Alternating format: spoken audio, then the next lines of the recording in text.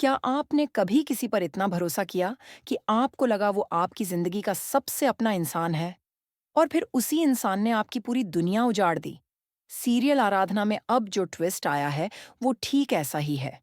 धोखा, बदला और प्यार सब कुछ एक ही कहानी में गूंथा हुआ है। और अब कहानी ने ऐसा मोड़ लिया है कि दर्शक भी सोच में पड़ गए हैं कि कौन सही है और कौन झूठा। माधव टूट चुका था। आराधना के अचानक गायब हो जाने के बाद उसकी जिंदगी जैसे थम सी गई थी। दिन बीतते गए, लेकिन दिल का दर्द वैसा ही रहा। उसकी यादें ही उसका सहारा थीं। फिर एक दिन एक चेहरा सामने आया। आरती।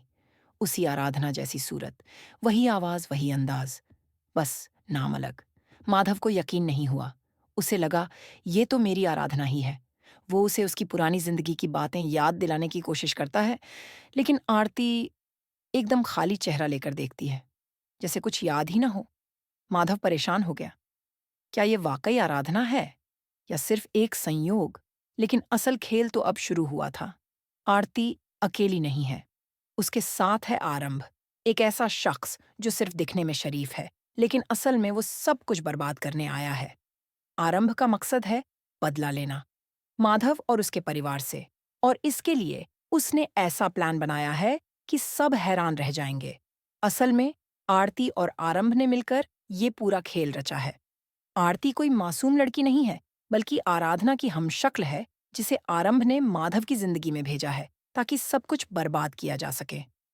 और आराधना, वो अभी जिंदा है, लेकिन खतरे में, क्योंकि उसे ही तो हटाना था रास्ते से, ताकि ये फरेब पूरा किया जा सके। माधव की उलझन अब और गहरी हो गई है। उसने आरती और आरंभ को अपने घर बुला लिया है, 10 से 12 दिनों के लिए। उसकी नीयत साफ है, लेकिन उसे नहीं पता कि ये दोनों उसके ही घर में रहकर उसकी पीठ में छुरा घोंपने की साजिश कर रहे हैं। दूसरी तरफ मेनका ने भी पूरा घर और बिजनेस अपने कब्जे में ले लिया है, पर उसका मकसद संभालना नहीं, राज करना है। हर किरदार की अपनी चाल है, और हर मुस्कान के पीछे एक राज। अब सवाल ये है, क्या माधव सच को जान पाएगा? क्या वो आराधना को वक्त रहते बचा पाएगा? या ये प्लान पूरी तरह कामयाब हो जाएगा? आप क्या सोचते हैं?